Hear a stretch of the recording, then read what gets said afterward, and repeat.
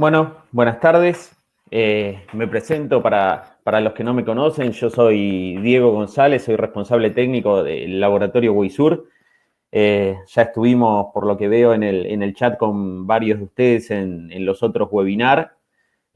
Así que, bueno, ya veo que algunos son conocidos. Les comento para los demás, para los que no me conocen. Yo hace 15 años que trabajo para el laboratorio Weisur en el área de asesoramiento técnico, tanto en Weisur Argentina como en las demás filiales. Así que, bueno, como veo participantes de muchas de las filiales, vamos a tratar de hacer una charla, de dar una presentación que sea aplicable a todos los tipos de lechería que tenemos en los países desde donde están todos los participantes. Así que, bueno, les comento, esta charla es la primera que vamos a dar sobre mastitis.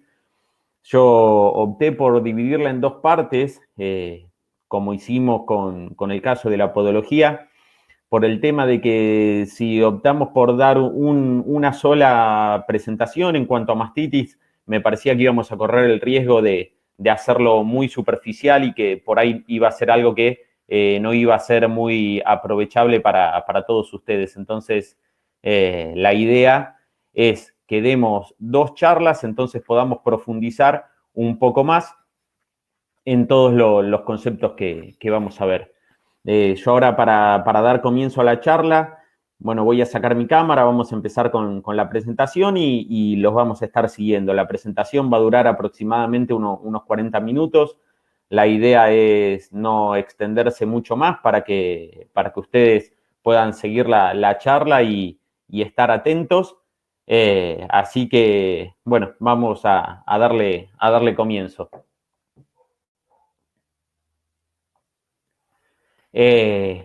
Bueno, cuando dijimos bueno, cómo podíamos dividir las charlas, a mí me pareció que la primer charla debía incluir sobre todo lo que era prevención y control de mastitis en un rodeo lechero. En la siguiente charla, en la segunda, vamos a ver todo lo que es protocolos de tratamiento y vamos a intentar hacer una charla a donde compartamos un poco las experiencias que tenemos, más que los aspectos teóricos. Yo sé que todos ustedes que están conectados acá, si realmente buscaran solamente los aspectos teóricos, lo pueden buscar en la web y encontrar todo lo que son datos duros en cuanto a lo que es mastitis. A mí lo que me interesa es que creemos ciertos conceptos y que nos vayamos de las charlas con dudas que nos obliguen a cambiar o a mejorar nuestra forma de trabajo. En mi caso, que me dedico específicamente a lo que es calidad de leche, considero que, tal como dicen los libros desde hace mucho tiempo, la mastitis es la enfermedad, la patología más importante del ganado lechero y la que causa mayor cantidad de pérdidas. Sobre todo, ahora vamos a ver la importancia en cuanto a las pérdidas, cuál es el impacto económico que tiene la mastitis en un tambo desde varios aspectos. A mí me gusta esta diapositiva como para que uno vaya entrando en el tema y vaya pensando en cuanto a que la mastitis es multifactorial y también son múltiples las pérdidas económicas que nos causan en nuestros rodeos lecheros, en nuestras fincas, en nuestros tambos, como le digamos en cada uno de nuestros países. Además de la pérdida que nos causan en general, algo que me interesa a mí que remarquemos en esta primera diapositiva es que una de cada 3 vacas es desechada en un rodeo lechero debido a mastitis, ¿sí? Ya sea por una mastitis grave de la cual el animal no se puede recomponer, ya sea porque la desechamos porque es un animal con mastitis crónica o por una baja persistente de la reproducción. O sea, estamos hablando que el 33% de nuestros animales que se rechazan debido a mastitis, ¿sí? La verdad que es un número muy importante a tener en cuenta. ¿Qué es la mastitis? No nos vamos a detener mucho porque estoy seguro que muchos de ustedes están acostumbrados a estos conceptos, ¿sí? Entonces, bueno, lo único que podemos definir es que sí es la inflamación ya sea de uno o de varios de los cuartos de la ubre y que puede estar causada por diversos factores. Y ahora vamos a ir viendo todos esos factores y qué podemos hacer para corregirlos. Ahora, yo hoy repasando algunos conceptos que uno quería grabar, leía un trabajo de la NMC a donde un mastitólogo muy importante se preguntaba a él por qué 30 años después seguimos teniendo que hablar sobre mastitis y reforzando algunos conceptos tan básicos, ¿no? Realmente decía que ya lo tenemos sobreentendido, creo que no es algo a discutir, que la mastitis causa grandes pérdidas. En este caso, por ahí, si estuviéramos como en la antigüedad dando esta charla en un auditorio, por ahí uno pediría que levanten la mano en este momento quiénes son productores, quiénes son veterinarios, quiénes son asesores. Y creo que ninguno, independientemente del rubro que estemos hablando o de la posición que ocupemos en la producción lechera, discutíamos que la mastitis es la patología que más pérdidas causa. Ahora, ¿por qué después de tantos años seguimos teniendo que hacer charlas para reforzar los mismos conceptos? A mí me parece que lo importante es no perder de vista cuáles son los números reales y lo que nosotros esperamos de nuestra producción. Y creo que ese es el por qué todavía hoy seguimos dando charlas en cuanto a lo que es mastitis. Algo que me interesa a mí por los tipos de lecherías que estamos atendiendo es que remarquemos en esta diapositiva el concepto de que una ubre sana tiene un recuento cercano a 100.000 células somáticas por mililitro, ¿sí? O sea, podemos pensar que toda vaca que esté por encima de esos recuentos tiene cierto grado de inflamación en sus cuartos. Esas células somáticas son células inflamatorias, o sea que a medida que aumentan, por más que nosotros no veamos lo que nosotros conocemos como una mastitis clínica, a medida que esas células somáticas aumentan, nosotros ya podemos decir que esa vaca tiene un cierto porcentaje de inflamación en sus cuartos. Ahora, en realidad, a nosotros, ¿para qué nos interesa saber ese número o saber que esos números están aumentando?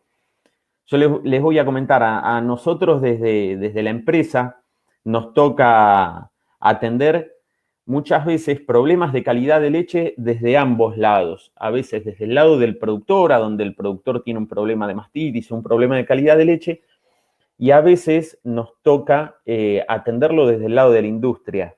Yo les cuento una pequeña experiencia de cómo pienso que encaremos esta charla.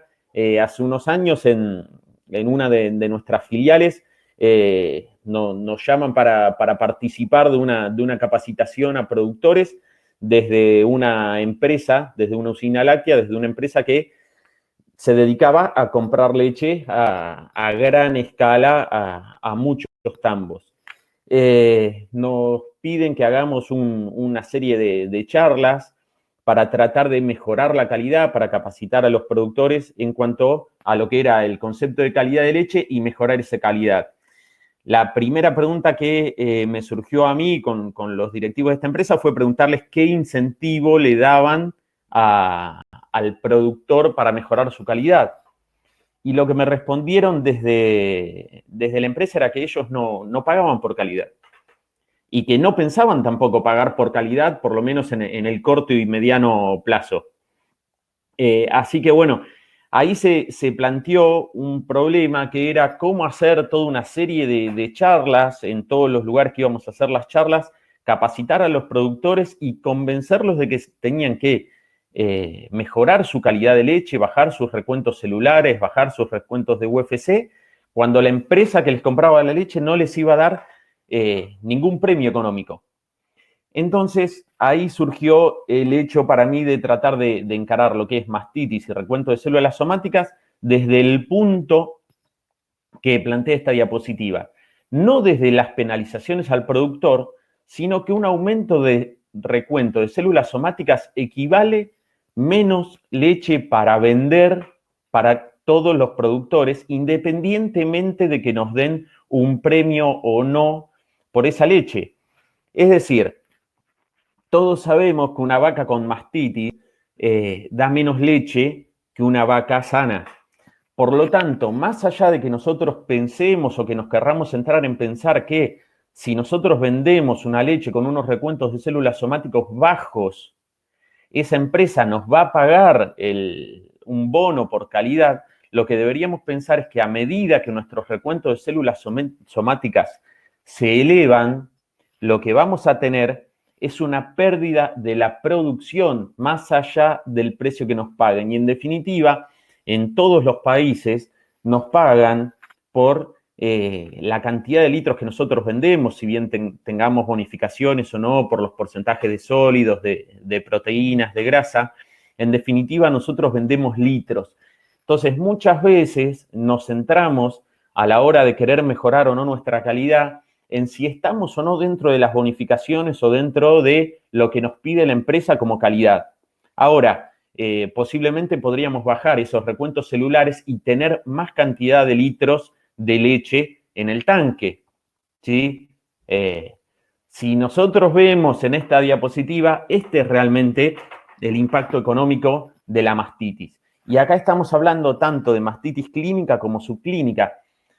Y si se fijan, el mayor porcentaje de pérdida está en la disminución de la producción, ¿sí? En este caso, fíjense que ni siquiera estamos hablando, ni lo estamos poniendo en el cuadro, las pérdidas que podríamos llegar a tener por una baja en el precio, ¿sí? No estamos hablando de que si yo vendo leche por encima de 300.000 células somáticas, me van a bajar un 3% el precio por litro. No, lo que estamos viendo es que tenemos un 64% de pérdida en producción, ¿sí? Ahora, ¿de qué hablamos cuando hablamos de esta pérdida en producción?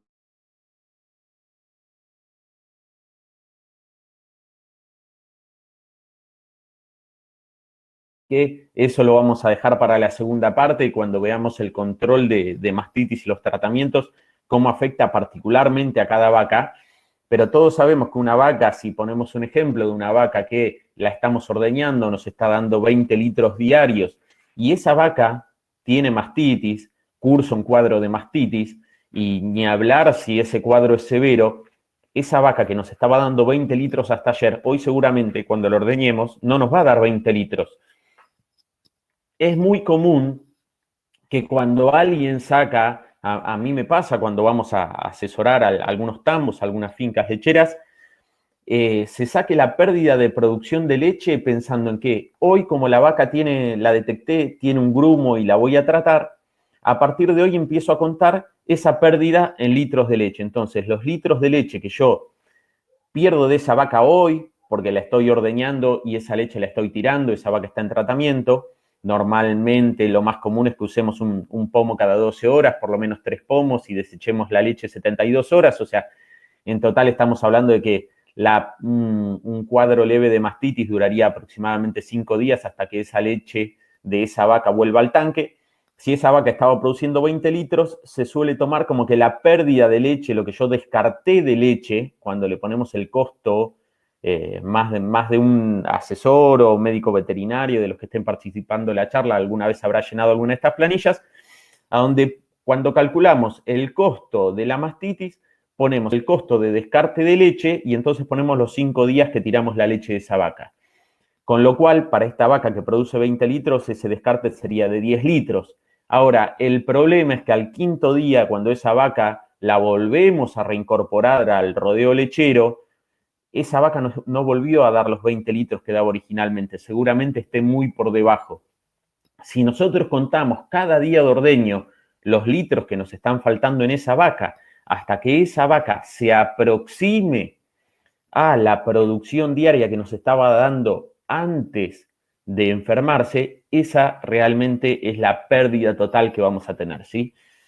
Para no detenernos mucho en esto, fíjense que la disminución de la producción es un 64% y el descarte de leche después del tratamiento es un 14%, ¿sí? O sea que es mucho mayor la pérdida por disminución de la producción que la pérdida por descarte de leche, algo que me suele pasar como veterinario dedicado a esto, es que el productor, una consulta que nos hace es, o lo primero que nos dice, estoy tirando mucha leche. Esa frase creo que la escuché en todas las lecherías que visitamos cuando tienen un problema de mastitis, de decirnos estoy tirando mucha leche, y nunca la frase es estoy perdiendo mucha leche o estoy produciendo menos leche de la que podría producir, ¿sí? Ese para mí es el concepto más importante para llevarnos desde acá. Y si nos fijamos, todo lo que es costo de medicamentos y honorarios profesionales está en un 8%, ¿sí? Muertes y descarte prematuro un 13% y el trabajo extra un 1%. O sea que lejos, la mastitis es un problema productivo, ¿sí? Una baja de la producción y un descarte de leche posterior al tratamiento. Ahora, esta diapositiva yo creo que es histórica. Calculo que muchos habrán compartido muchas charlas de mastitis, y esta diapositiva suele aparecer en todas las charlas, ¿sí? Así que es súper conocida, que es que si se fijan en el cuadrito de arriba, el productor está mirando una vaca que tiene con mastitis, que es la vaca con mastitis clínica, y si pudiera ver todas las que tiene con inflamación, o sea, con recuento de células somáticos elevados, vería el cuadro de abajo que le daría un impacto mucho mayor, de la misma manera que el iceberg que estamos viendo a la izquierda, ¿sí? Si bien creo que esta imagen la vimos en todas las charlas de mastitis, es un fiel reflejo de lo que pasa, entonces es importante que la tengamos en cuenta, ¿sí? Yo les comento a todos los que están en este momento en la charla que vayan dejando cualquier pregunta que vaya surgiendo, la vayan dejando en el chat. Nosotros las vamos a ir viendo, todas las preguntas, las vamos a ir analizando y vamos a ir tratando de responderles a todos cuanto antes y de ir aclarando las dudas como para que la charla pueda ser más llevadera y todos puedan ir participando, ¿sí? Así que preséntense, así por ahí también sabemos, como yo vi ahí en el chat, que bueno, se van presentando, de qué lugar son, para saber a quiénes les estamos hablando, sobre qué tipo de lechería, y también aprovechen para dejar las preguntas ahí, así las podemos responder y no se pierden de ningún tema que estemos hablando. Siguiendo con las pérdidas que estábamos viendo en cuanto a mastitis subclínica, si se acuerdan, en una de las primeras diapositivas definimos que mastitis era la inflamación, ¿sí? La inflamación de la glándula. Hay, calculo que algunos, por lo que vi ahí, algunos médicos veterinarios los vi en el chat. Nosotros sabemos que las enfermedades, como es toda una enfermedad inflamatoria, como es este caso de la mastitis, no tenemos un solo signo, ¿sí? Entonces, yo veía por ahí que por ejemplo, una de las preguntas, para ir llevándolo esto al día, una de las preguntas era ¿a partir de cuándo consideramos que la vaca tiene mastitis, ¿no? En cuanto a recuento de células somáticas. Yo lo que les diría es, la vaca tiene mastitis cuando está por encima del recuento normal de células somáticas, y en una de las primeras diapositivas vimos que una vaca normalmente debería tener aproximadamente 100.000 células somáticas. Ese conteo puede estar alterado al principio de la lactancia, ¿sí? Porque esa vaca es una vaca que está recién parida, que quizás recién está terminando su producción de calostro, o al final de la lactancia por una concentración de la leche porque está produciendo menos litros. Ahora, más allá de esos dos procesos, si esa vaca no está en ninguno de esos dos momentos, si está por arriba de las células somáticas que tiene una leche normal, yo les diría que esa vaca tiene mastitis. Ahora, ¿qué es lo que pasa? Normalmente nosotros pensamos que mastitis es la presencia de grumo, y en realidad la presencia de grumo o de alteración en la leche es una mastitis clínica. La mastitis puede ser clínica o subclínica. Entonces, mastitis clínica la vamos a considerar cuando nosotros al examen clínico la podemos ver. O sea, esa vaca tiene varios signos de la inflamación. Por eso yo les decía que he visto más de un veterinario ahí en la sala que no me van a dejar mentir. en este caso, de todos los signos de la inflamación, ¿sí? La presencia de grumos o de alteración en la leche sería el que estaría más asociado de los signos de inflamación al de pérdida de la función, ¿sí? Lo que no quiere decir que una vaca que tiene 500.000, 600.000, 700.000 células somáticas, nosotros no la podamos ver clínicamente porque no tiene una inflamación que sea fácilmente visible, no tiene pérdida de la función, no tiene calor, no tiene dolor, no tiene rubor, que sería el cambio de color en la ubre, y sin embargo tiene mastitis, ¿sí? Así que yo les diría, como para tomarlo de punto de partida, toda vaca que tiene arriba del recuento de células normal, eso es mastitis, ¿sí? Así que eso no lo negociamos, ¿sí? Toda vaca que esté por arriba de ese recuento de células normal es una vaca con mastitis. Por eso es que esta mastitis subclínica tiene una frecuencia de 20 a 50 veces mayor que la mastitis clínica, ¿sí? Y por lo tanto, como dijimos que las ubres cuando estaban inflamadas perdían capacidad de producir leche, estas mastitis subclínicas son en definitiva en muchos casos las que causan la mayor pérdida, ¿sí? Entonces tenemos que estar muy atentos no solo al número de vacas que encontramos en nuestra finca lechera, en nuestro tambo, con grumo y las separamos con mastitis, sino que tenemos que estar bien atentos a las que están con recuentos de células somáticas elevados por encima de lo que sería un recuento normal, ¿sí? Ahí vamos respondiendo por eso a algunas de las consultas que he visto que ustedes tenían. Para que se den una idea, cada uno de ustedes calculo que tendrán contacto con, si están en la charla, tendrán contacto con algún rodeo lechero, tendrán contacto con algún tambo desde alguno de los eslabones de la producción y normalmente hablamos de recuento de células somáticas. Por debajo de 200.000 células somáticas es lo que uno esperaría tener en el rodeo, ¿sí? Y vamos a considerar que ahí no tendríamos pérdidas, o por lo menos no tendríamos una pérdida importante, ¿sí?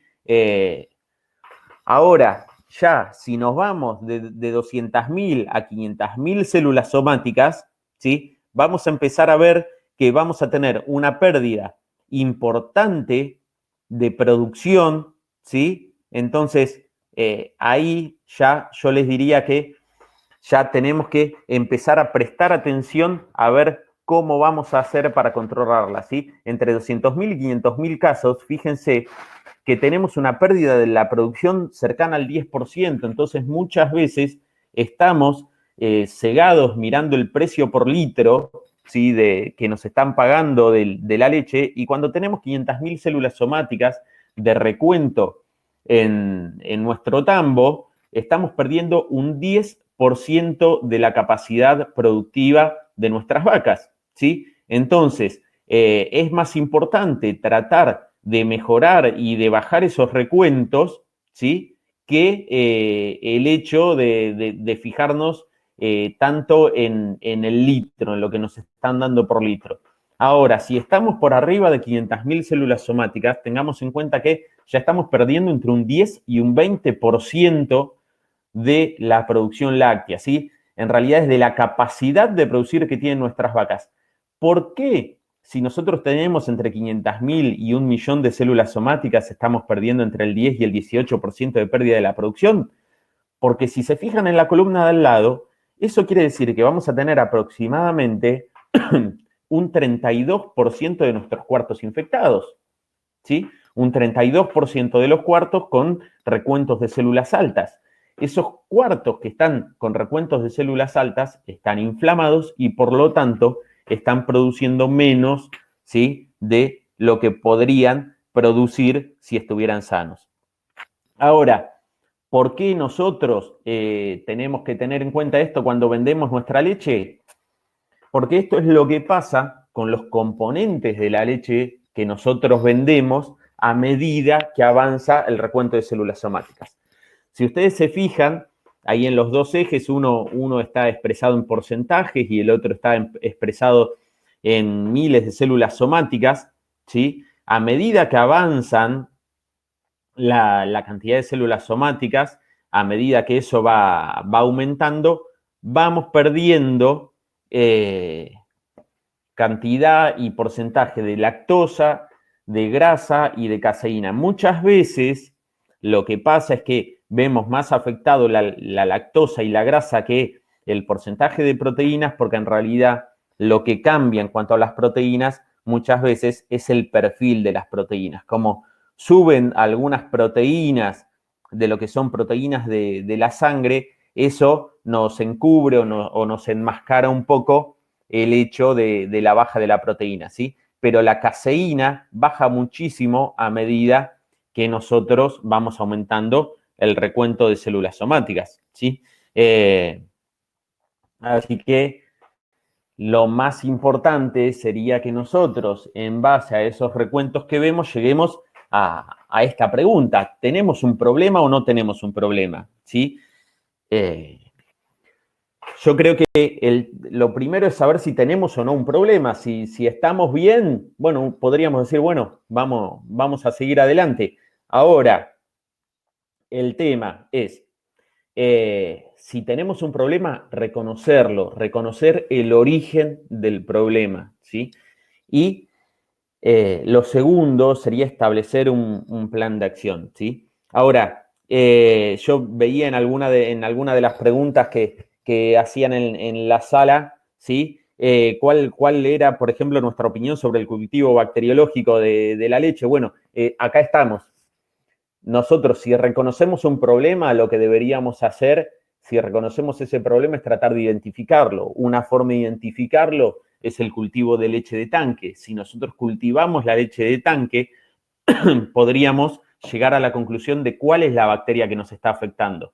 Esa pregunta en cuanto al cultivo de leche, al cultivo de bacteriológico, yo lo que les pido acá a Jaime que nos espere, que es exactamente la última diapositiva de la charla, así que la respuesta la va a tener justo en la última diapositiva, así que no se va a poder ir antes. Pero lo que tenemos que hacer es, una vez que reconocemos ese problema, es establecer un plan de acción para controlarlo, ¿sí? Ahora, ¿cuáles podrían ser esos problemas? ¿Qué tenemos?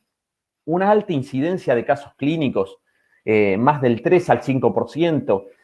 Yo a veces pongo números acá que no es que han quedado en desuso, sino que hoy en día tenemos muchas formas de producción distintas, ¿sí? Yo les diría que esos números de 3 al 5%, cuando yo empecé a trabajar en lo que es calidad de leche, normalmente se decía, bueno, yo quiero tener una incidencia de menos del 3% en los rodeos que están a pasto. Y una gente tomaba hasta el 5% como una tasa, una incidencia normal de mastitis cuando tenía las vacas encerradas. Ahora yo lo que pienso realmente, para mí se fueron modificando estos números a medida que uno va conociendo las distintas realidades, ¿sí? Y va viendo que no solo nos afecta la cantidad de vacas que nosotros tenemos con problemas, sino, por ejemplo, la pregunta que está abajo.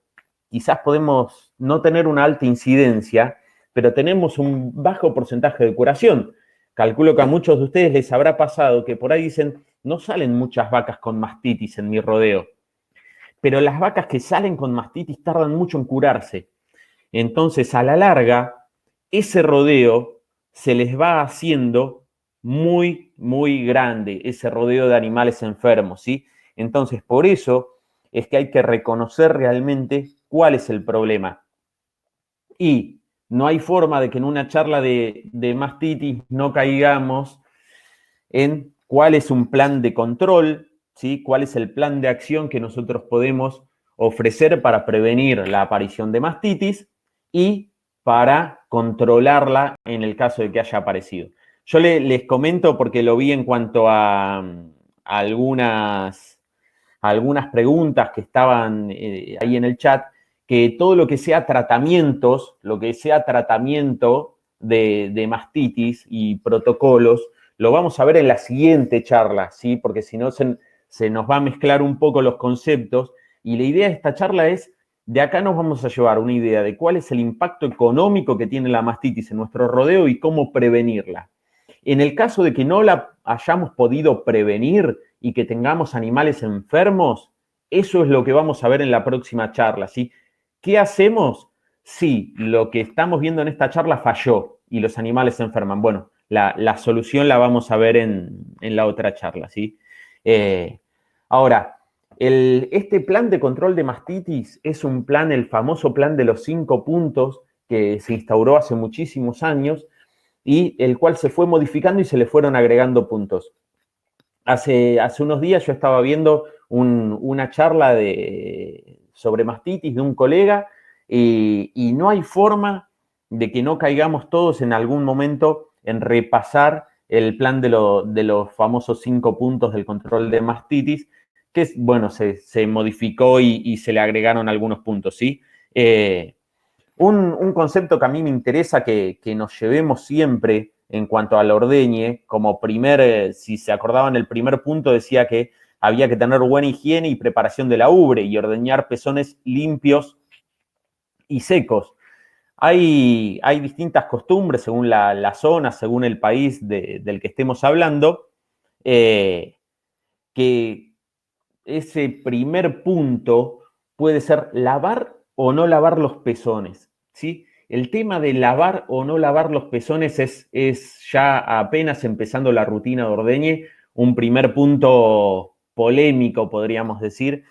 En mi caso, yo prefiero siempre que podamos no lavar los pezones, aunque a veces no nos queda otra opción, ¿sí? A veces cuando nos llega una vaca, como la vaca que está ahí en la foto de la izquierda, o a veces en mucho peor estado, no nos queda otra opción que lavarla, ¿sí? Yo personalmente prefiero no lavarla. Hay una frase que la decía mucho un profesor que yo tenía en la facultad, que pensé que era de él y después la leí en muchos lugares más, que decía que las bacterias no caminan pero que nadan muy rápido. Entonces, si uno quiere prevenir un contagio, hay que tratar de sacar la humedad de donde sea que nosotros estemos hablando. Hay que tratar de nunca aportar humedad y el lavado, eso es lo que aporta.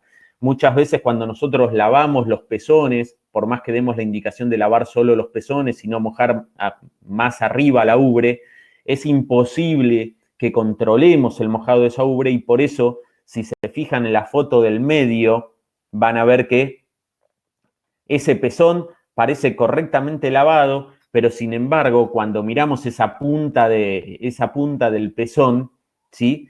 Está con presencia de materia fecal, por eso esa gota, que espero que se vea la definición bien en la charla, tiene presencia de materia fecal, ¿sí? Se ve una gota de agua bastante verdosa, ¿sí? ¿Cuál es la forma de eliminar esto? Como está la foto de la derecha, secando esos pezones.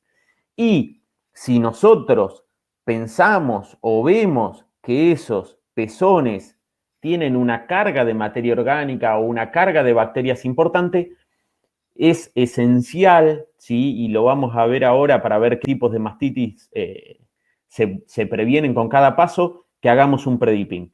Ahora, algo que surge normalmente, a mí me pasa de ir a tambos que realmente tienen una infraestructura muy buena, tienen una buena capacidad de personal, pueden llegar a volcar capital para invertir en un predipping y me dicen que no lo podemos hacer.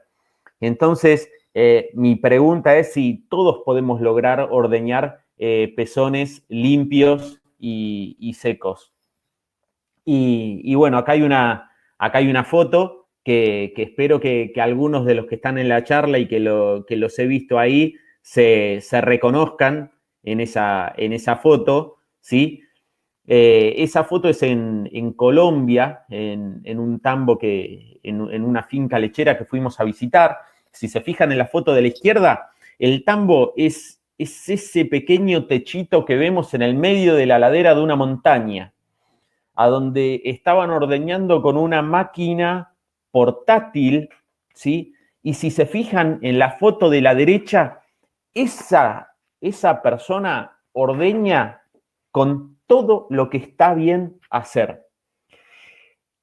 ¿Por qué yo pongo esta foto? Y yo después de haber visitado a esas personas ahí en Colombia, eso es cerca de Medellín, la pongo esta foto, estas dos fotos son en todas las charlas, porque nos da la idea de que por más que no tengamos la infraestructura que se considere óptima, la calidad de leche y las herramientas para poder prevenir cualquier tipo de infección la tenemos a mano.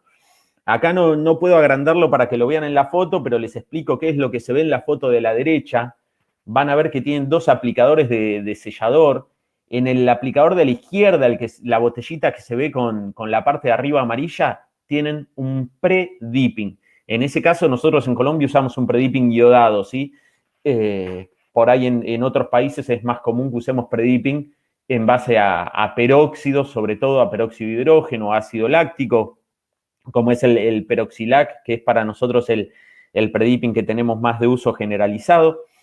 Pero esta persona hace un pre-dipping, ese pre-dipping lo secaba con toallas de papel que ya las llevaba precortadas en la bolsita que se ve colgada ahí a la derecha. El balde amarillo que tiene ahí es a donde despunta sus vacas para que en el caso de que esté despuntando alguna vaca que esté enferma, no quiere tirar esa leche que posiblemente tenga bacterias contagiosas en su pasto, en su lote, en su potrero, ¿sí? Y por eso despunta en un balde para no contaminar el potrero a donde está ordeñando sus vacas, y después de ordeñarlas, las sella con el vasito que tienen ustedes ahí a su derecha, ¿sí? Entonces, esa es la forma de ordeñar que tiene esta persona que carece totalmente de infraestructura, y sin embargo, a veces lo que nos pasa es que estamos en algunos tambos, en algunas fincas lecheras donde tenemos una infraestructura mucho mejor, y sin embargo estamos ordeñando pezones que no logramos que estén ni limpios, ni secos, ni bien estimulados. Ahí, si se fijan en la foto de la derecha, lo que ven ahí son filtros de leche, ¿sí? Filtros de leche que retuvieron toda esa cantidad, sobre todo los que están a la derecha, una cantidad muy, muy grande de materia fecal y de barro, de lodo, ¿sí? Creo que ninguno de nosotros le agradaría tomar leche que haya pasado por ese filtro, ¿sí? Y si uno se da cuenta solamente por el hecho de decir tengo una máquina que utilice ese tipo de filtros, seguramente estamos hablando de una finca lechera que tiene mucha mayor infraestructura que la que estábamos viendo recién en el medio de la ladera de una montaña, ¿sí? Así que si la otra persona podía lograrlo, no veo por qué no podrían lograrlo acá. Ahora, antes de irnos de este punto, hay algo que a mí me gustaría remarcar, que es cuando se dice pezones secos, ¿sí? Muchas veces le damos importancia a la limpieza, le damos importancia al pre-dipping, que tiene que bajar la cantidad de microorganismos que tenemos sobre la piel del pezón, y no le damos la importancia debida a que el pezón esté seco.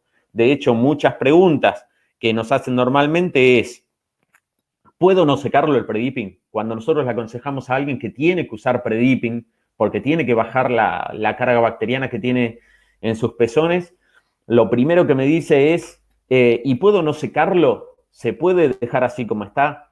Primero, la verdad que lo óptimo es secarlo siempre, porque además de haber bajado la carga bacteriana, la carga de microorganismos, con la toalla vamos a arrastrar físicamente los microorganismos y el resto de suciedad que estaban ahí.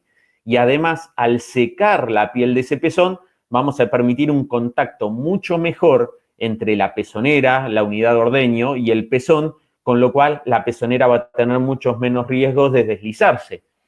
Y eso se conecta con lo que vamos a ver en esta diapositiva. Los equipos de ordeñe deben estar controlados y chequeados, y tenemos que saber que están andando bien, ¿sí? Tenemos que tener nuestros pulsadores funcionando en forma correcta para que tengamos las fases de ordeño y masaje en forma correcta y podamos ordeñar eficientemente a nuestros animales. Pero también tenemos que estar seguros de qué vacío, de qué presión de vacío contamos, para estar tranquilos de que ordeñamos lo suficiente a nuestros animales, pero que no dañamos la punta del pezón, que es la primer barrera y la más importante para que las bacterias no entren, ¿sí? Así que, más allá de que nosotros tengamos el equipo controlado y chequeado, quizás estamos cometiendo un pequeño error, que es ordeñar pezones húmedos y eso hace que el ordeñe no sea eficiente, ¿sí? Entonces, es muy importante que vayamos uniendo todo este tipo de pautas, ¿sí? Para no irnos de acá sin responder algunas preguntas que son muy puntuales, así lo tenemos al día. Alguien nos preguntaba en qué caso es mejor optar por un predipping iodado y en qué casos optaríamos por un peroxilac, o sea, por un predipping en base a peróxido de hidrógeno y ácido láctico. Yo les diría que en el caso de las lecherías de los países a donde me toca trabajar a mí, yo en el único lugar a donde preferentemente uso predipping iodado es en México. Vi ahí también alguna persona que saludaba desde México, a donde me tocó atender muchas lecherías que tenían micoplasma, ¿sí? Entonces, así como a uno le queda en su historial que el Streptococcus galactiae es típico de las lecherías o de las fincas lecheras que me tocó atender en Colombia, me queda que el micoplasma es característico de los que me tocaron atender en México. Ahora, el espectro de acción del yodo lo hace mucho más seguro para combatir un micoplasma que el peróxido de hidrógeno. Pero en el resto de las lecherías, el peroxilac, que es peróxido de hidrógeno y ácido láctico, va a tener un comienzo de acción mucho más rápido, lo cual a mí me va a permitir que sea un producto más elástico y saber que yo bajé la carga de microorganismos en la piel del pezón más allá de que tenga algún error en la cantidad de segundos que el ordeñador debería dejarlo actuar sobre la piel, ¿sí? Entonces, mi recomendación es que siempre debemos saber cuál es nuestro problema. Si nosotros contra lo que estamos luchando es contra bacterias ambientales comunes, contra coliformes, contra contaminantes comunes del ambiente, sería más fácil usar el peroxilac, que es peróxido de hidrógeno y ácido láctico. El peróxido va a actuar en forma rápida y muy agresiva contra esas bacterias, y el ácido láctico lo que nos va a dar es un mantenimiento muy importante de la acción antiséptica, que eso nos permite que si por algún problema que tuvimos en el momento que nosotros estamos preparando las ubres, nos retrasamos y se nos alargó el tiempo hasta que los pezones, ese ácido láctico todavía va a estar actuando y no va a permitir que se vuelvan a contaminar. Si tengo una bacteria puntualmente que yo conozca, como es el caso del micoplasma, o en el caso de los coliformes, la más difícil de matar sería la Klebsiella, bueno, ahí pensaría en usar un predipping iodado, ¿sí? Esas serían las ideas de por qué usar uno o el otro.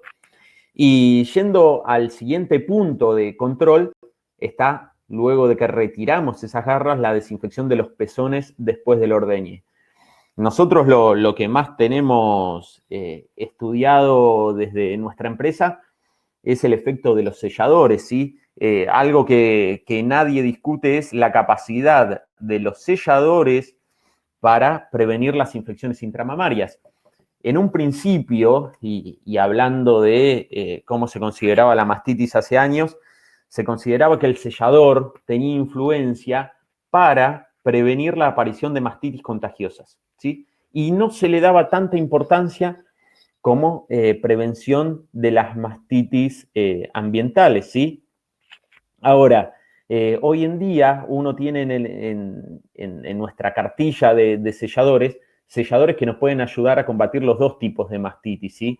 Ahora, los vamos a ver vamos a ver en la próxima diapositiva el porqué de cada uno, pero algo que es importante acá, que siempre se suele preguntar, es si tengo que sellar y hasta qué altura tengo que sellar los pezones. Y es muy importante que el sellador, ¿sí? El post-dipping, el producto para luego del ordeñe, selle y recubra todo el pezón hasta su base. En algunos lugares, por costumbre, se sella solamente la punta del pezón, ¿sí?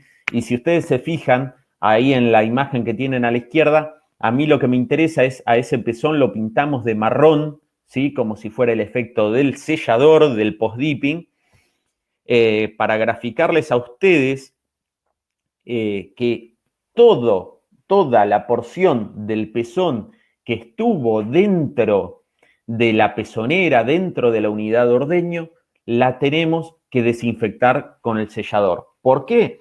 Por varias razones. Una, y la más común y la más antigua y que no tiene tanto que ver con el ordeñe en sí, es que la piel de ese pezón va a tener presencia de distintos tipos de bacterias, ¿sí? Sobre todo estafilococos y Corynebacterium en la punta del pezón y micrococos en la piel del resto del pezón. Si yo quiero bajar esa carga de bacterias, que si bien muchos no son patógenos principales de mastitis, sí son oportunistas, tengo que sellar el pezón y desinfectar toda esa piel. Ahora, además de desinfectar esas bacterias que ya estaban en ese pezón, viviendo en esa piel, una vez que el pezón está dentro de esa pezonera, se va a mojar de leche, ¿sí? Se va a mojar de leche que estaba dentro de esa pezonera. ¿Y esa leche de quién era? De la vaca que usó esa unidad de ordeño anterior a ella, ¿sí? Y de todas las vacas que la ordeñaron antes. Si yo tengo un equipo de ordeñe de 10 bajadas y ordeño 100 animales, cada pezonera, ¿sí? Cada grupo de ordeño va a ordeñar 10 animales distintos. Cuando yo ordeño el animal número 10 con esa garra, adentro de esa pezonera tengo una contaminación de leche de los 9 animales que pasaron anteriormente por ahí. O sea que mi vaca número 10 va a estar contagiada con todos los tipos, o mejor dicho, sembrada en la piel del pezón por todos los tipos de bacterias que las 9 vacas que usaron antes que ella esa garra tenían en sus ubres, ¿sí? Entonces, cuando yo retiro la unidad de ordeño, lo que quiero es asegurarme que toda la superficie de ese pezón que tuvo contacto con esa leche esté desinfectada. Ahora, para alguien que nos pedía que aclaremos cuáles eran los distintos tipos de selladores que había post-dipping, yo le diría que, en principio, para definirlos a grandes rasgos, yo lo definiría como hay selladores, lo que uno lo llama selladores convencionales, que son los selladores que nosotros vamos a hablar como selladores que vamos a usar todos los días, ¿sí? En nuestro caso, seguimos viendo que el principio activo que más seguridad nos da a la hora de sellar los pezones luego del ordeño es el yodo. Y dentro del yodo nosotros trabajamos con iodopovidona porque estamos hablando de que es un principio activo que nos va a dar más duración, menos agresión hacia los pezones, tiene capacidad de formar film y va a tener muchísima más acción a lo largo del tiempo cuando ese animal sale de la sala de ordeño y se va al campo, ¿sí? Entonces, hoy en día, la mayor cantidad de sellador que nosotros estamos recomendando es en base a yodo. Ahora, hay otros selladores no iodados que tienen distintos principios activos, como puede ser la clorhexidina, el ácido láctico y el dióxido de cloro, ¿sí? Son distintos principios activos, pero es muy difícil para ellos alcanzar el espectro de acción que tiene el yodo. Y además de diferenciar en este caso a los selladores por el principio de activo, como nosotros los podríamos dividir fácilmente en los que son iodados y no iodados, ¿sí? Yo calculo que todos los que conocen nuestra marca y todos los que conocen a Weisur seguramente conocen los selladores iodados de Weisur y la capacidad de función que tienen, ¿sí? Saben que además de tener selladores iodados para todos los días, uno hace selladores iodados para ciertas condiciones especiales. Entonces, podemos hablar de que teníamos esos selladores iodados convencionales para el uso diario y vamos a tener selladores especiales como son, por ejemplo, los del tipo barrera. Los selladores del tipo barrera lo que van a hacer es aislar el pezón del medio ambiente. No solo van a matar las bacterias que están en la superficie del pezón, sino que a la hora de secarse, van a dejar una película que va a aislar el pezón del medio ambiente, ¿sí? Entonces, bueno, eso a nosotros nos va a ayudar muchísimo a prevenir todo tipo de mastitis, ¿sí? Entonces, tenemos selladores convencionales y de barrera, iodados y no iodados, ¿sí? Ahora, para repasar antes de irnos ya a lo que es los casos clínicos, para para alguien que nos pedía que repasemos el orden de lo que es una rutina ordeñe. En mi caso yo prefiero no lavar, pero si tuviera que lavar sería el primer paso de la rutina de ordeñe, ¿sí? Después del lavado, ¿sí? Yo recomiendo después del lavado, y es importantísimo que nos quede ese concepto después del lavado y no durante el lavado. Después del lavado, el despunte, ¿sí? En lo posible, si podemos evitar el lavado, empezaríamos con el despunte, luego el predipping, ¿sí? Después del predipping, el secado, el ordeñe y el sellado. Eso en el caso de que yo tenga un rodeo donde piense que tengo mastitis de tipo contagiosa. Si pienso que tengo mastitis de tipo contagiosa, yo siempre pongo el despunte antes del predipping, porque pienso que mis manos se pueden contagiar, por ejemplo, con un aureus cuando estoy despuntando una vaca, y si esa vaca ya tuvo el predipping y el secado, yo despunto, me contamino la mano con Staphylococcus aureus, y cuando lo voy pasando de pezón a pezón y de animal a animal, ya ese pezón no va a ser desinfectado hasta luego del ordeñe, con lo cual ese pezón se puede contagiar. Entonces, si yo tengo una prevalencia importante de mastitis contagiosa en mi tambo, en mi lechería, yo pongo el despunte primero y el predipping y el secado después. Si realmente no tengo ningún patógeno contagioso importante y solo estoy tratando de combatir a los ambientales, lo que haría es hacer el predipping, el secado y luego el despunte y colocación de las pezoneras, ¿sí? Ahora, para seguir con nuestro famoso plan de los 5 puntos, tenemos que detectar y tratar los casos clínicos. En cuanto a lo que es el tratamiento, que vi que había muchas preguntas también, lo vamos a dejar para este punto del plan de los 5 puntos, lo dejamos para la siguiente charla, donde vamos a ver todo lo que es tratamiento y control de mastitis, ¿sí? Pero para saber lo que estábamos hablando recién de cómo prevenir esa mastitis, es importante que nosotros podamos diferenciar los dos tipos de mastitis principales que tenemos, ¿sí? Ahora, cuando hablemos de estos dos tipos de mastitis, también vamos a volver a tocar un poco el tema de los selladores para la hora de prevenirlos, ¿sí? Y entonces ahí creo que vamos a aclarar algunas dudas, ¿sí? Lo principal o los primeros patógenos a los que les dábamos más importancia era a los patógenos contagiosos. Esos patógenos contagiosos, para hacerlo fácil, son el Staphylococcus aureus, el Streptococcus agalactiae y el Mycoplasma, ¿sí? Viven adentro de las ubres infectadas y se van a transmitir de un cuarto a otro del animal o de un animal a otro durante el ordeño, ¿sí? Entonces tenemos que mantener una higiene óptima a la hora de ordeñar, en lo posible que los ordeñadores usen guantes. Si los ordeñadores usen guantes, les podemos pedir con más continuidad y con más frecuencia que se laven las manos o las desinfecten, porque van a estar lavando los guantes en vez de que laven sus manos con algún producto desinfectante que los va a dañar, ¿sí? Entonces, el concepto que no nos tenemos que olvidar es que se transmiten durante el ordeño por medio de las manos del ordeñador y por medio de la pezonera. Entonces tenemos que mantener las manos del ordeñador limpias y la piel de los pezones en un buen estado, ¿sí? Son los mayores causantes de mastitis subclínica y suelen subir muchísimo los conteos celulares. ¿Cómo los podemos controlar? Y por eso les decía que acá íbamos a volver al sellado de los pezones post-ordeño, ¿sí? ¿Por qué? Por lo que dijimos hoy, ese pezón que está contaminado con todas las bacterias que estaban adentro de la pezonera proveniente de leche de todos los animales, ahora sabemos que esa leche tiene todos los microorganismos contagiosos en el caso de que tengamos ese problema en nuestra lechería. Por lo tanto, sellando vamos a matar estas bacterias, ¿sí? Y volvemos a remarcar que en el caso nuestro, los selladores, los principios activos que más recomendamos es el yodo.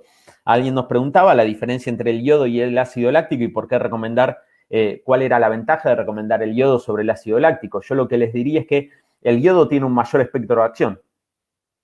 Ya tomando como base eso, sabemos que lo vamos a recomendar por encima del ácido láctico, ¿sí? A su vez, En los pezones de nuestras vacas no solamente tenemos problemas bacterianos, sino que podemos tener problemas virales, como es el herpes virus. Si nosotros tenemos un rodeo con herpes virus, que son pequeñas vesiculitas que se van rompiendo, que tienen forma de herradura o forma, también se le dice, de quemadura de cigarrillo, esas vesículas funcionan igual que las vesículas de lactosa, ¿sí? Crecen desde adentro hacia afuera, se rompen y liberan virus. Si nosotros sellamos con un sellador de ácido láctico, esos virus no los vamos a matar. Por lo tanto, cualquier vaca que use una pezonera contaminada con herpes virus y que tenga alguna pequeña herida en su pezón, se va a enfermar y va a tener, a partir de ahora, va a ser portadora de ese herpes virus. Si yo sé que en mi rodeo tengo animales con herpes, sí o sí tendría que sellar con yodo, porque con yodo estoy seguro que luego del ordeñe yo voy a sellar esa vaca que tiene herpes virus, voy a matar los virus que están en su superficie y a todas las demás que ella también podría haber contaminado, también los voy a matar. Entonces uno diría, bueno, ¿y por qué entonces tengo un sellador en base a ácido láctico? Principalmente porque el ácido láctico tiene muy buen poder germicida y además de eso nos permite hacer selladores que tienen una capacidad cosmética muy, muy alta, ¿sí? Entonces, ese ácido láctico, si bien tiene un poder y un espectro de acción menor al yodo, no es que sea un mal antiséptico, es un buen antiséptico solo que con un espectro de acción menor. Y por su forma de funcionamiento nos permite a nosotros crear selladores que tienen una capacidad cosmética, una capacidad humectante mayor, y entonces son selladores que nosotros vamos a usar cuando los pezones de nuestros animales necesitan que los humectemos o que mejoremos su condición, ¿sí? Ahora, como siguientes medidas de control, estas las vamos a repasar más en la siguiente charla, tenemos el orden de ordeño, ya lo vamos a ver cuando veamos cómo controlar una mastitis por Staphylococcus aureus o por Streptococcus agalactiae o por micoplasma. Desecho de vacas infectadas, principal para aureus y para micoplasma, ya vamos a ver los planes, ¿sí? El mantenimiento apropiado de la máquina de ordeño, la prevención de los resbalones de pezoneras, eso era lo que habíamos hablado hoy. Cuando nosotros trabajemos sobre pezones secos, las pezoneras van a tener menos tendencia a resbalarse, ¿sí? Por lo tanto, van a entrar menos cantidad de aire, vamos a tener un ordeño mucho más eficiente y vamos a tener menos riesgo de que los animales se enfermen. El tratamiento de las vacas clínicas y de las vacas secas. Como microorganismos ambientales tenemos dos principalmente, les diría, los coliformes y los estreptococos. Dentro de los coliformes, Escherichia coli, dentro de los estreptococos, el Streptococcus aureus. Ya el nombre nos dice que viven en el ambiente de las vacas y que pasan del ambiente al pezón principalmente en el ordeño, ¿sí? Suelen producir mastitis clínica bastante frecuente, sobre todo los coliformes. El Streptococcus aureus a veces puede dar mastitis en donde aumenten las células somáticas y no lo lleguemos a ver como mastitis clínica, ¿sí? Pero son muy frecuentes cuando tenemos problemas en el ambiente, ¿sí? O durante la época del secado. Nos producen pérdidas bastante importantes en cuanto a lo que es la producción lechera y la manera de controlarlo es mejorar las condiciones ambientales, mejorar nuestra rutina de ordeño y nuestro predipping para poder ordeñar pezones limpios y secos, ¿sí? El presellado, como ven ahí, el presellado de los pezones, y algo que cada vez se está comprobando más el efecto que tiene es el hecho de sellar con selladores del tipo barrera, ¿sí? Selladores, como les decía yo, selladores, por ejemplo, iodados, que tienen un agregado de un principio activo, que lo que va a hacer es que nos forme una capa de film que va a aislar ese pezón del medio ambiente, ¿sí? Eso, la verdad, cada vez se ha comprobado más y uno lo comprueba en la experiencia práctica que cuando durante las épocas de humedad, en las épocas de calor excesivo, en las épocas a donde tenemos a nuestros animales encerrados, la utilización de un sellador barrera y la inclusión de un predipping y secado dentro de nuestra rutina de ordeño baja y controla esos picos que solemos tener de mastitis ambientales, ¿sí? ¿Cuándo se producen las mastitis ambientales? Cuando nosotros vemos estos cuadros en nuestros rodeos lecheros, ¿sí? Si se fijan ahí, las dos las dos fotos de arriba, creo que no cabe ninguna duda de que el ambiente ahí no está controlado, ¿sí? Ahí el ambiente no está controlado para nada, hay un exceso de humedad, el piso está roto, ese piso, en el caso de que llueva, va a guardar mucha más cantidad de humedad, va a ser difícil de secar y a su vez es un tipo de piso que si lo viera Enrique Pofcher, el podólogo que dio con nosotros las charlas anteriores de podología, sabría que en esas fincas, en esos tambos va a tener muchísimo trabajo, ¿sí? Ese tipo de suelos nos va a dar una presentación de las ubres como la que ustedes ven abajo a la izquierda, que es una ubre que sabemos que la vamos a tener que lavar, que sabemos que vamos a tener que aplicar un pre-dipping y que sabemos que vamos a tener que secarlas. Y lo óptimo que todos querríamos tener, supuestamente, es lo que ustedes ven ahí en esa foto abajo a la derecha. ¿Y por qué les digo supuestamente? Yo soy totalmente contrario a que arrojemos silo en nuestros potreros, como se ve ahí que están comiendo esas vacas, ¿sí?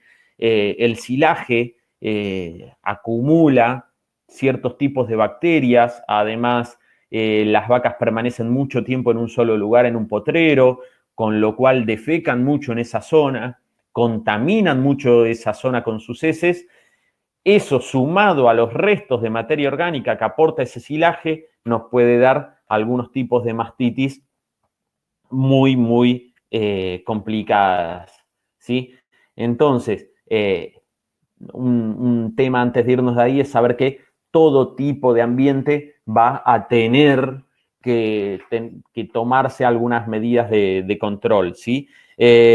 Para no irnos de este tema que ya vamos adelantando mucho y ya nos queda poquito de la charla, vamos a contestarle ahí que nos preguntaban si utilizaría un sellador, o sea, un sellador, un post-dipping, un post-ordeño en base a peróxido de hidrógeno. La verdad que yo no lo usaría porque, digamos, pierde una batalla terriblemente contra un iodado, en cuanto yo sé que yo pongo un iodado con 5.000 partes por millón de yodo, como usamos nosotros, o un sellador con 10.000 partes por millón de iodopovidona, y sé que esa iodopovidona va a tener muchísimas horas de acción sobre ese pezón, ¿sí? Esa iodopovidona tiene si yo pongo un sellador de 10.000 partes por millón, yo tengo 10.000 partes por millón de yodo disponible y 6 a 12 partes por millón de yodo libre. Ese yodo libre se va a combinar con la materia orgánica, con los microorganismos, los va a ir matando y va a ir liberando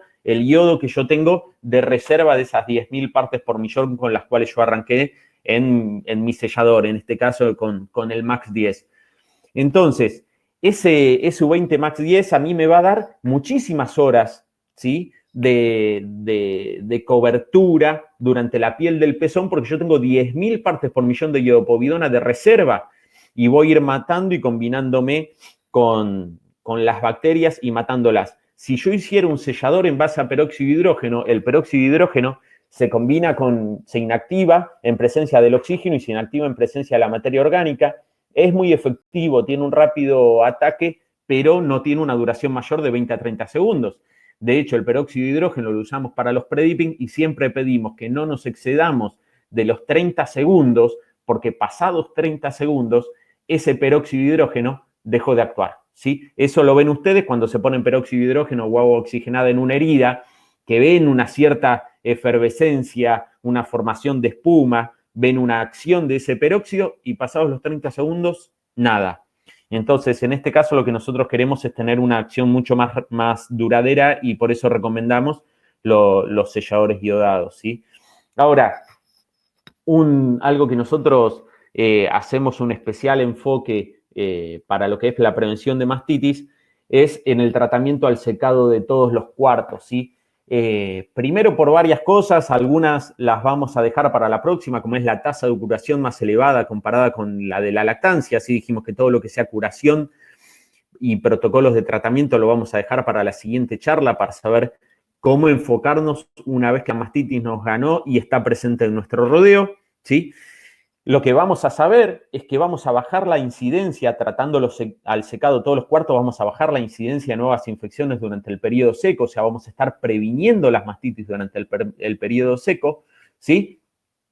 Y eso es lo que nosotros queremos hacer. Ahora, hoy en día, el tratamiento al secado de los cuartos, y que es algo que a mí me interesa que ustedes se lo lleven, creo que todos apuntamos a que nuestros rodeos crezcan en número. Y por lo tanto, cada vez concentramos más a nuestros animales. Si nuestros rodeos crecen en número y concentramos a nuestros animales, la cantidad de animales sube, por lo tanto la contaminación también. Si la contaminación sube, el lugar a donde paren nuestros animales empieza a estar cada vez más sucio. Por lo tanto, yo les diría que hoy un protocolo de secado no debería solo incluir al pomo de secado que tiene antibiótico, sino que también deberían incluir, y en muchos casos cuando yo reviso los lotes de secado, los corrales a donde guardamos nuestras vacas que están por parir, les recomiendo que sí o sí tienen que usar un sello interno, ¿sí? El sello interno no es más que una sustancia inerte que se pone en el pezón después de haber puesto el pomo de secado y que va a tapar esa cisterna del pezón durante todo el secado de la vaca y va a impedir que las bacterias entren en ese pezón. Si ustedes se fijan en este cuadro, las mayores presentaciones de mastitis se presentan apenitas en días después de que uno secó a la vaca y cerca del momento del parto. ¿Sí? Fíjense que el pico de mastitis sube antes del parto, o sea que sube antes de que nosotros tengamos a la vaca en ordeñe. Entonces ahí es donde uno dice, ¿cómo puedo prevenir ese primer pico azul que ustedes ven en ese cuadro, que se produce después del secado, cuando yo ya no la estoy viendo a la vaca? Yo ahí ya la vaca no la tengo 2 veces por día frente a mis ojos, ¿sí? Cuando se produce ese pico azul, porque yo ya la sequé. Y cuando empieza a subir ese pico azul de nuevo, ese segundo pico, es antes del parto, con lo cual yo tampoco estoy en contacto con ese animal como para poder prevenir la mastitis. Esas mastitis que se presentan ahí son de origen ambiental. Entonces, esas mastitis las vamos a prevenir con la aplicación del pomo de secado, que es un pomo que tiene antibiótico, ¿sí? Y las vamos a prevenir con la aplicación del sellador interno que va a ocupar ese pezón desde adentro, desde que nosotros secamos la vaca y hasta antes de que la vaca vaya a parir, con lo cual no va a dejar entrar a las bacterias, ni tampoco va a permitir que salga leche o calostro antes del parto, cuando las vacas se echan y ya tiene una producción de calostro abundante y se termina ordeñando ella sola por presión, ¿sí? Entonces, cuando hablamos de prevención de mastitis durante el periodo seco, no es solamente la aplicación del pomo antibiótico, sino después del pomo antibiótico, el sello interno. Los sellos internos están formados principalmente por subnitrato de bismuto, que es una sustancia inerte. Para que se hagan una idea, si ustedes se hacen una idea, a la vista les va a aparecer una pasta dental, ¿sí? Una pasta de higiene de dientes, ¿sí? Bueno, algo parecido a eso es lo que ustedes van a estar poniendo cuando están aplicando ese sello interno en cuanto a consistencia. En cuanto a composición, es subnitrato de bismuto. Es inerte y no va a causar ningún problema, ¿sí? Ahora, la eliminación de los casos crónicos lo vamos a ver en la siguiente charla y por qué. ¿Y qué podemos hacer nosotros para controlarlo? Yo les diría que como prevención de un problema, para irnos llevando una conclusión de esta charla, como prevención de un problema, lo que tenemos que saber es, tenemos que poder detectar las vacas que tienen un alto recuento, registrar los casos para saber si tenemos una bacteria e identificar las bacterias responsables. Hasta ahí es hasta donde nosotros vamos a llegar con esta charla en cuanto a lo que es un tratamiento de mastitis. Identificar cuál es nuestro problema, detectar cuáles son las vacas con altos recuentos, registrar los casos y tenemos que identificar cuál es el patógeno que nos la causa.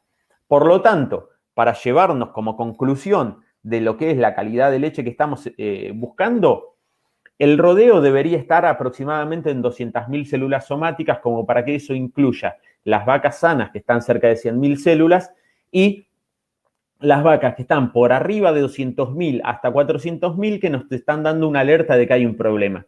El promedio de todas esas vacas, o sea, el promedio de nuestro rodeo, debería estar cercano a las 400.000 células somáticas, ¿sí? Si nosotros superamos esas 200.000, quiere decir que tenemos muchas vacas que están superando las 400.000 células somáticas, que podría ser un parámetro que nosotros podemos tomar para saber que tenemos problemas, ¿sí? Ahora, algo que nosotros podemos saber es que, bueno, acá están todos los puntos que nosotros hemos ido nombrando y cuáles tienen una importante repercusión o no sobre los distintos tipos de mastitis. Este cuadro no es ni para que se lo anoten, ni para que lo aprendan, igualmente estas charlas siempre quedan disponibles vía web, sino para que sepamos que a veces lo importante es que nosotros reconozcamos un problema, ¿sí? Porque tenemos que ver, por ejemplo, si buscamos en ese cuadro, casi al final vamos a ver el presellado, o sea, la desinfección posordeño. ¿Cuánto colabora en la prevención de mastitis ambiental? Mucho. ¿Cuánto colabora en la prevención de mastitis contagiosa? Algo. Si nosotros no llegamos con esta charla a diferenciar cuál es el tipo de mastitis y cuál es nuestro problema, difícilmente logremos instaurar un plan de control apropiado, ¿sí? Porque si no sabemos cuál es el tipo de mastitis, fíjense que hay muy poca coincidencia de puntos que colaboren mucho en la prevención de ambos tipos de mastitis. Entonces, nosotros tenemos que saber cuál es el patógeno que nos está causando problemas para saber cuál es el tipo de plan y cuáles son las medidas que nosotros tenemos que tomar, ¿sí? Y acá está la última diapositiva que le prometí a alguien hoy al principio que le iba a contestar cuál era la importancia del cultivo de leche de tanque, ¿sí? Y eso es un cultivo de leche de tanque completo, ¿sí? Yo siempre en las charlas de calidad de leche y de mastitis las suelo dejar esta diapositiva para lo último, porque a mí me interesa que nos vayamos con dudas de las charlas, que nos vayamos viendo que hay mucho más para aprender y mucho más para manejar. Esto es un cultivo de leche de tanque completo. Cultivos que tenemos hechos nos van a dar distintos tipos de bacterias, por lo tanto, un distinto plan de acción para cada uno de ellos, ¿sí? Si se fijan ahí, vamos a tener un conteo de bacterias viables, vamos a tener la cantidad de bacterias que tenemos, o sea, las UFC. Dentro de las bacterias vamos a tener lo que es bacterias coliformes, lo que es estafilococos, estreptococos, ¿sí? Entonces, un cultivo de leche de tanque siempre debería ser una de las primeras medidas que nosotros vamos a tomar cuando queremos reconocer, ¿sí? Reconocer cuál es nuestro problema. Un cultivo nos hace diferenciar, si se fijan acá, uno sería, arriba dice tambo 2 y tambo 3, son dos tambos, o sea, dos unidades de ordeño distintos dentro de una misma finca lechera, ¿sí? Y tranquilamente nosotros podemos apreciar que el tambo 3, el de la columna de la derecha, tiene un problema de mastitis ambientales, el tambo 2, el de la izquierda, tiene un problema de mastitis contagiosa, ¿sí? Y cuando uno dice el tambo 2 tiene un problema de mastitis contagiosa, si se fijan, ahí tenemos un 600 remarcadito de celeste que nos dice que hay muchos estafilococos. Eso nos dice que ese ordeñador no está utilizando bien su post-dipping, su sellador, su post-sellado. Y como conclusión abajo, tenemos un conteo de células somáticas de 800.000 células.